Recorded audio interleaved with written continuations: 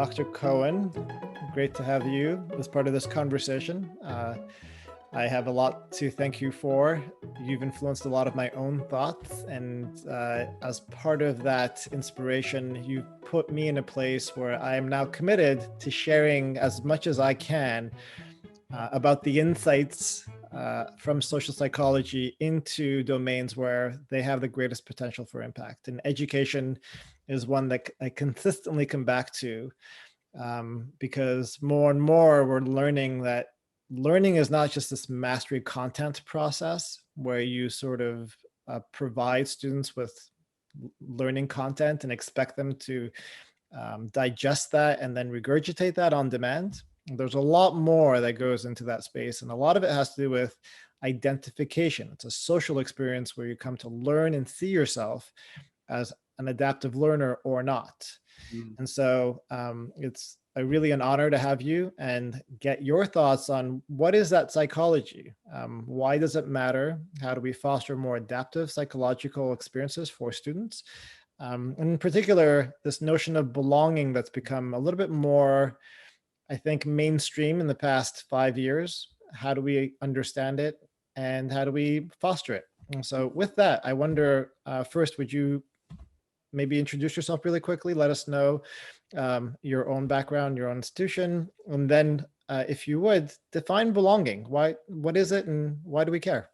Yeah, thanks so much for that introduction, Omid, and thanks for having me here on this show.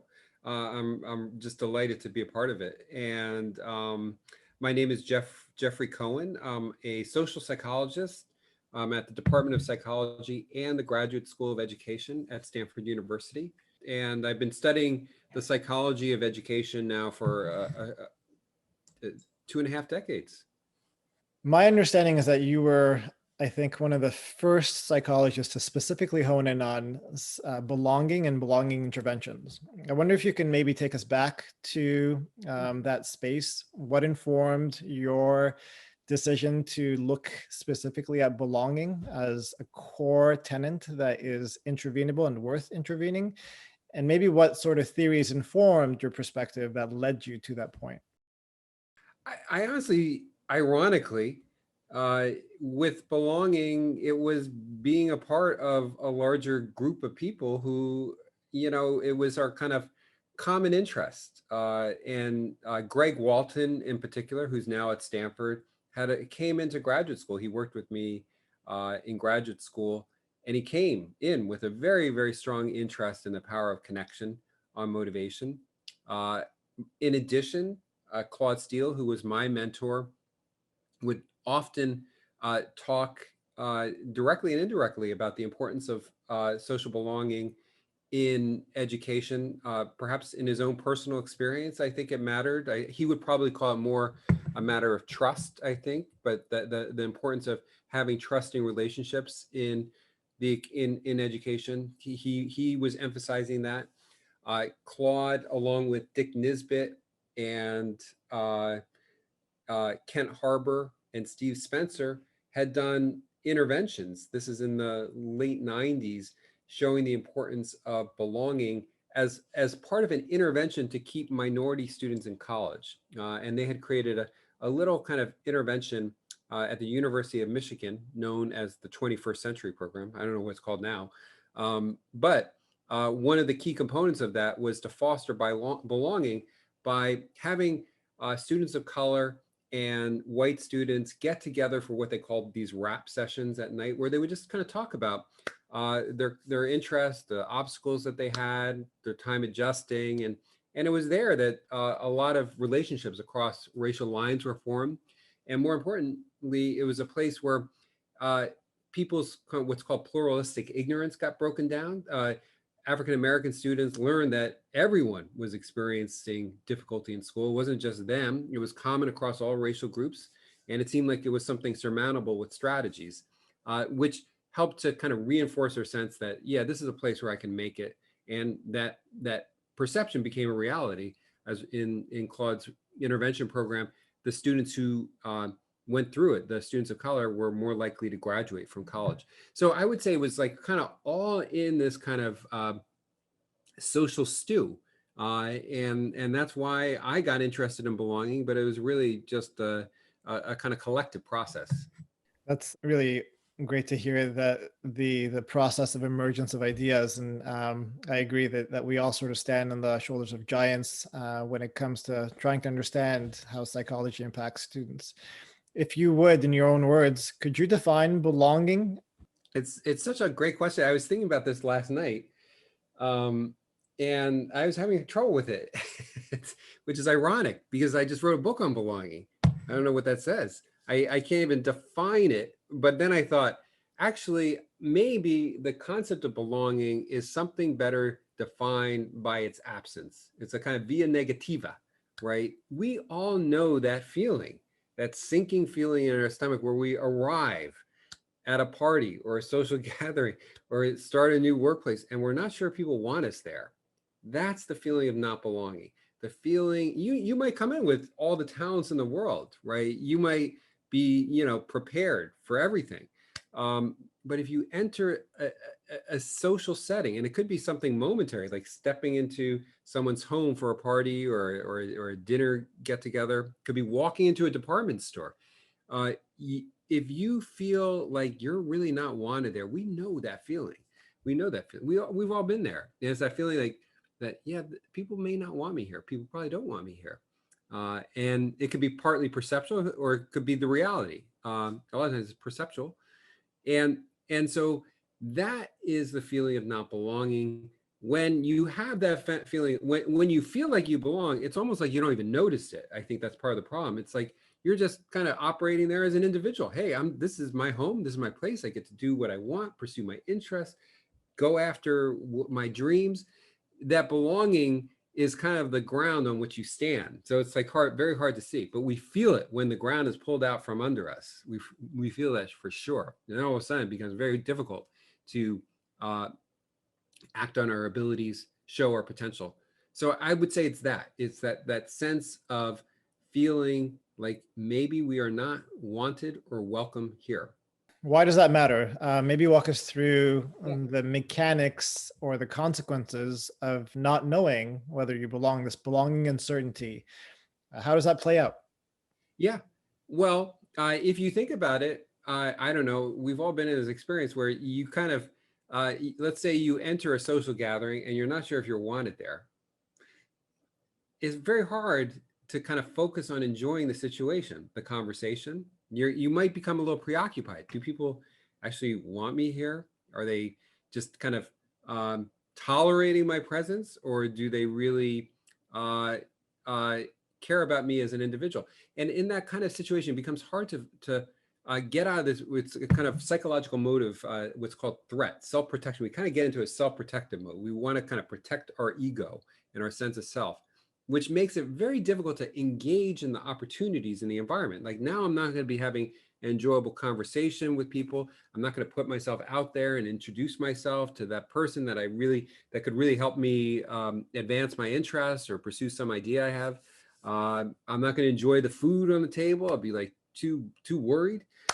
So that's the idea. Like when you're in that self-protective mode, it's very difficult to engage in the social environment, in the surroundings, and to participate in it and to contribute to the surroundings.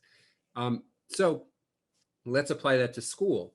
Uh, we know that a lot of students who come, especially from underserved or marginalized backgrounds, they're stepping into a social gathering of sorts, the college. And the thing about college is like it's not just a one evening party; it's 4 years, and the chronic sense of having to deal with that feeling of maybe I'm not welcome, maybe I'm not wanted, can really add up and even take a physical toll.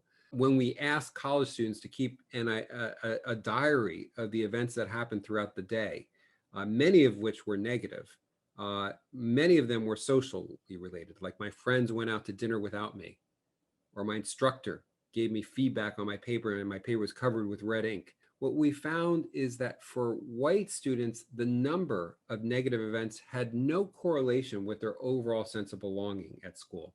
It's as if, yeah, it was like kind of settled. It was like they had an unconditional sense of belonging. For African American students, their global sense of belonging rose and fell with the latest adversity or triumph. It was like constantly on trial. And you can imagine how exhausting that would be and how difficult that would be, to really, how much harder that would make it to engage in the learning process rather than be in this kind of self-protective mode where I'm just kind of trying to fend off the next threat. All of these are ambiguities that seem to constantly tax the mind, essentially robbing you of the opportunity to focus on the task at hand, to really engage playfully, to focus on that test and the studying. So it's a tax that Yeah, constantly wears that's a good at word. you. I do wonder, given the recent, I would say, greater salience of the social justice issues that we've had to encounter and deal and confront, do you have any thoughts, or is there any data that shows maybe how belonging and certainty might have become enhanced or not for particular groups? I don't know if you have any thoughts of the context in which we find ourselves and the Yeah, way that it plays out with belonging and certainty. I don't know for sure, but what I seem to be seeing in the data is that belonging and certainty isn't going away uh, for African American and minority students, and in fact, seems to be spreading to other groups, historically non-marginalized groups. One of the things we see is that, for example, in one bit of research we did at a law school, national law school, it was that the people who reported the lowest sense of belonging in school were African American women and political conservatives and centrists, white political centrists and conservatives. So and then there's other data that we've gotten with Kirsten Leos, in which we found that now it seems as though many white students, interventions that support students' belonging had big benefits, not just for Latino students, Latino undergraduates, but also for white undergraduates, that they benefited too.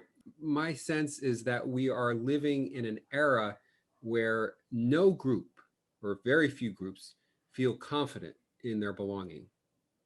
That's America. If we can now go into, we understand that belonging uncertainty is relatively common. It impacts performance and engagement in a pretty significant way.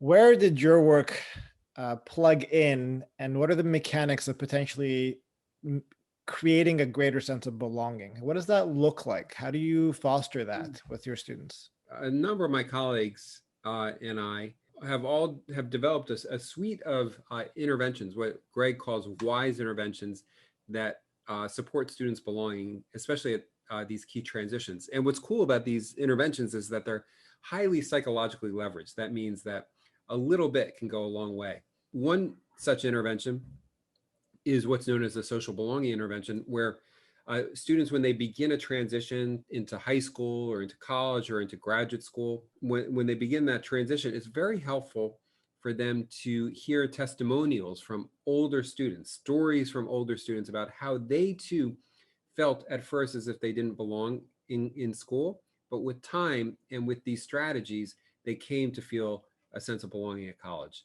And so simply providing that information from older students to incoming students has these far-reaching, wide-ranging benefits for a lot of different students, and actually in work settings too. It seems to be incredibly helpful. I think there's something about transitions that make us all wonder, is this a place where I belong? I mean, I know I had that as an assistant professor. It's like, what am I doing here as an assistant professor? I really do not feel like I belong here. So I think this intervention basically takes that wisdom and gives it to you when you need it, rather than wasting it, on the older student. I mean, the wisdom is useful as you get older, but it's like we need some channel to kind of get that wisdom to people when they're first starting this transition, and that's what the social belonging intervention does. Another example of a wise intervention is what's known as values affirmation. And with values affirmations, this is an activity pioneered by Claude Steele. It's an activity in which we give students a moment to reflect on what their most important values are and why. And often values affirmation activities take the form of a written response. So students get an activity either online or in their class where they're asked to take a moment to think about what values are most important to them and then to write about or reflect on why. That small act can have powerful effects when it's given at a timely moment, when people are in the midst of a stressor, when they're starting out at the beginning of a college transition, for instance, or high school transition or middle school, giving people what Sonia Lyubomirsky calls these sort of psychological timeouts where they can kind of pull back on the situation, ask, who am I? What do I stand for? Can be enormously helpful. And research suggests, by Jonathan Cook, suggests that it actually supports people's sense of belonging in school. People feel when they do these activities more like they belong. Just to be asked the question by someone you care about in school suggests that, oh, someone's taking an interest in me. They care about me as an individual. They care about my whole self, which helps me to feel as though I belong. Those values affirmation activities turn out to be really, really helpful. My suspicion is that a lot of times we just don't have the opportunity to reflect on what matters most to us, and the people in these institutions, such as school, often don't take the time to ask us. What I'm capturing and gathering from the mechanisms that are operating under the hood, if you will, is that these interventions rein in the anxious mind, the meaning-making mind that's constantly vigilant for cues or signs about one's own identity and our place and worth in that context by providing a clear narrative for where the source of that uncertainty or anxiety might be coming from. So with belonging uncertainty, you may not have the clarity of why you feel this way, but the interventions convey to you that it's a normal experience that's part of the transition. So it has nothing to do with you. It's not an indication that you are not adequate or competent. It's the mechanics or the mechanisms of being in a new environment in a new role. And so that seems like an immensely powerful experience to transition into. I think that's really good, and it dovetails with a lot of neuroscience research, which suggests that basically biologically, I'm no neuroscience, but this is my read. Biologically, we have two modes: unsafety and safety, or threat and safety. When we're in the threat mode, we're in the self-protective mode. We're are like physiologically, you see like more stress hormones circulating, and people kind of huddle in. They kind of zero in on what they perceive to be the threat, and they disengage oftentimes socially, and they become and they can become defensive. The other response is the kind of safety response where I feel okay here. This is a safe place. That when people feel that way, they're more likely to engage in their surroundings and contribute to them. So it almost seems like what you're suggesting has a parallel with neuroscientific research into, basically the kind of creatures we are. The kind of creatures we are, we have many modes, but two of the most prominent are the threat mode and the safety mode. And as you have probably witnessed over the, I would say, lifetime of doing this work, there seems to be evolutions in how these interventions are both delivered, but then also how they play out. And so let's first focus on the general strategies, the wise strategies that you employ and the group of interventionists that employ these as well. Focus on so that you don't potentially misalign or deliver this message in a way that falls flat. So let's start there. Okay. Well, one of the things that I think is very important when people take these interventions and use them on their own is that they have to be conveyed authentically. I remember I gave a talk at a Silicon Valley firm once where on this practice known as wise criticism that my colleagues and I have investigated. With wise criticism, you give critical feedback, but you preface it with the statement, I am giving you this criticism because I have high standards and I believe in your potential to reach them. And research suggests that just the simple act of making it clear that your criticism is coming from high standards and your belief in the student's potential can have these very powerful effects, especially for negatively stereotyped students. they're more likely to comply with the feedback, use it, learn from it, grow, and achieve. The way I look at wise interventions is that they're entry points to connection, but they're not substitutes for it. So a lot of times it can be a helpful gesture for connecting with someone to ask them about their values. It can be a helpful gesture in providing critical feedback to signal and frame that it's coming from the heart, that this is because I care about you and believe in you. If the right intention isn't behind them, the right attitude isn't behind them, then they're going to come across as just lip service. They won't be very impactful. The other part of my question has to do with the evolutions of how these interventions have been implemented. So Kevin Binning's work, for instance, shows that you can now deliver these in the classroom, and allowing the small groups of interactions be the conduit that not only delivers the first dose of this belonging, adaptive belonging message, but then the booster, the reinforcement of those messages through ongoing interactions. Yeah. What are your thoughts about how we're moving with the evolutions of these intervention deliveries? What can faculty and administrators do to replicate that mechanism more broadly? That's such a great example. I think it's like a great classroom. We've all experienced this, like a great workplace, just contains a symphony of elements. The message that I can grow and that I belong is just woven into the fabric of my everyday life. You need the message to have a life of its own in your everyday experience. And the more that an institution can convey that, the better. So, for example, if an intervention says I could belong here, and it just takes time, and feeling like I don't belong here is normal, um, it might kind of open me up to that possibility. And then if later on, when I knock on a professor's door and the door opens and a connection is formed, the intervention will kind of start to have its own life. And it's not even an intervention anymore. It's just my experience of campus.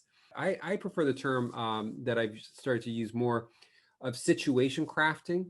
What we should all be in the business of doing is crafting situations that are conducive to belonging. Most of the time, we'll just be taking an interest and paying attention to the students who are in our charge.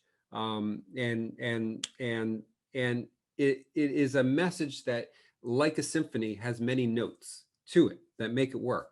But you leave out one of the notes, it's like a false note in a symphony. It's like, if someone says, "Oh, you belong here," but then all the other messages in my environment are saying the opposite, it's not going to have much of an effect.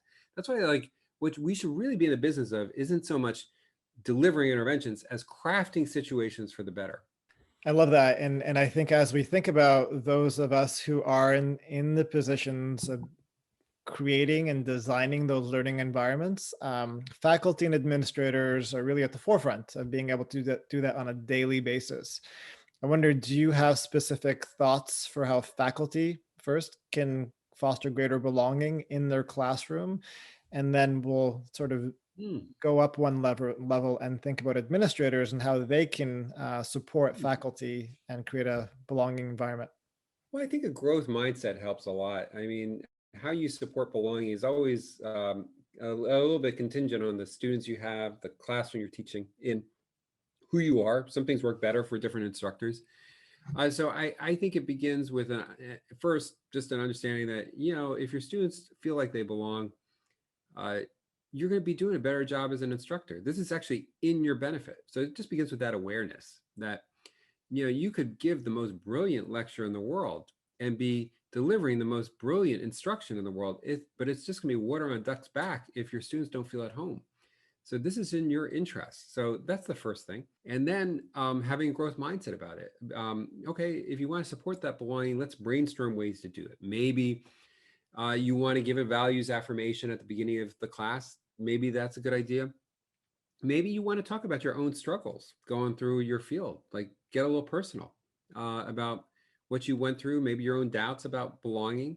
That can be a powerful bonding agent. Everyone's going to have a different kind of formula of ingredients that works for them. I do believe that the interventions are kind of solutions that we can apply usefully. what educators can do is to first acknowledge the importance of it, and then have a growth mindset about, figuring out ways to support it. And they can get feedback from their students on how well they're doing it. There's now surveys that assess belonging pretty well. We're going to screw up all the time. A lot of times when we try to create belonging, it may even backfire. But in the long run, it's better to try to support it and to have a growth mindset about building those connections with students, especially those who come from underserved or underprivileged backgrounds. In general, what are your thoughts in terms of the importance of timing? And are there general times in which we ought to be more sensitive to these messages?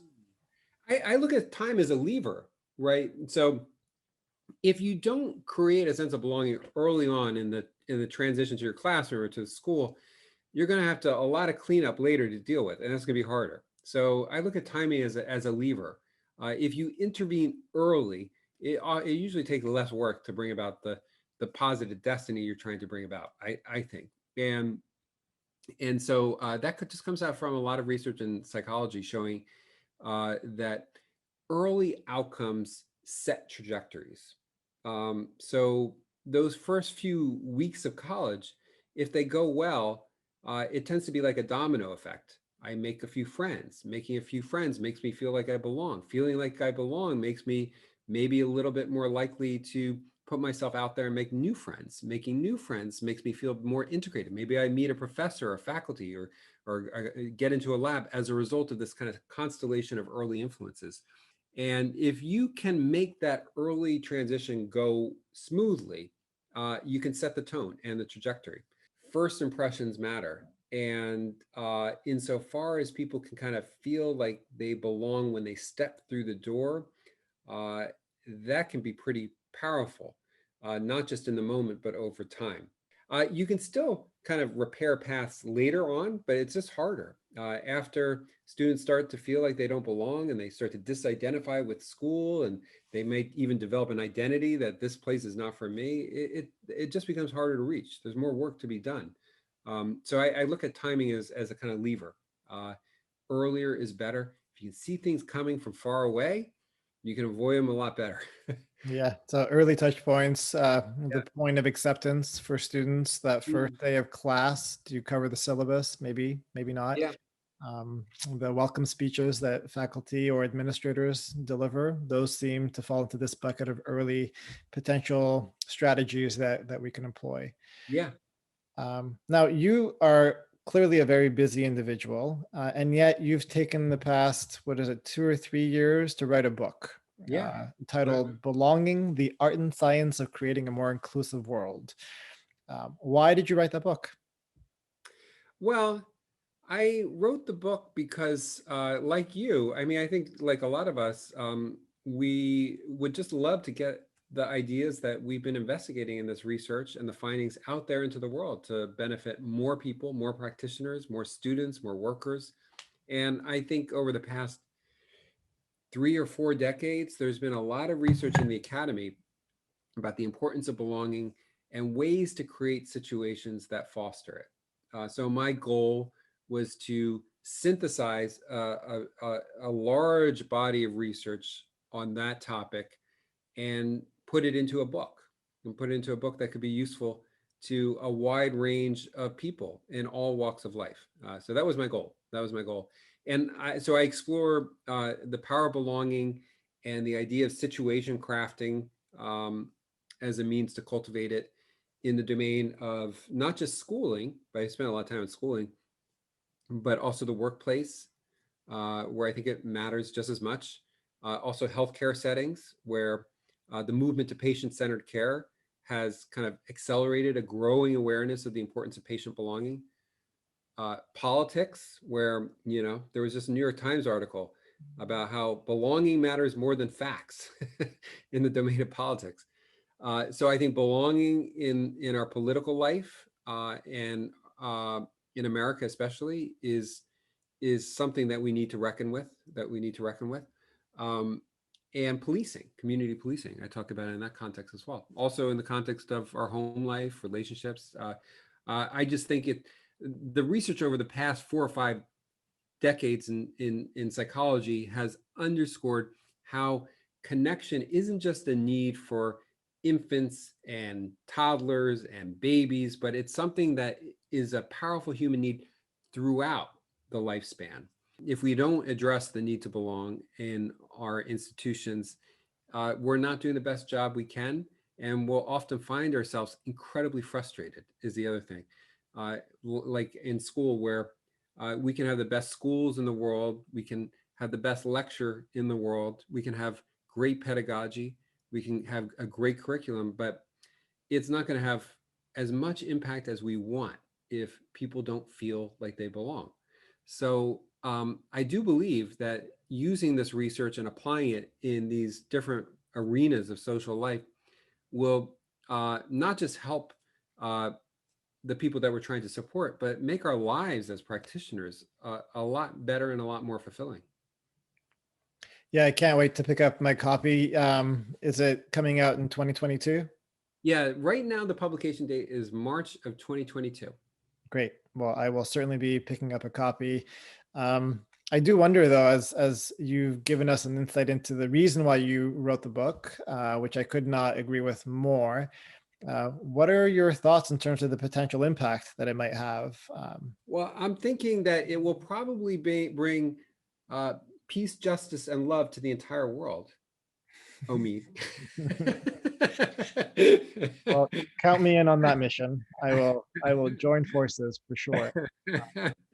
Actually, more seriously, I think being in this, being a social scientist, I'm really into the idea that small wins can go a long way.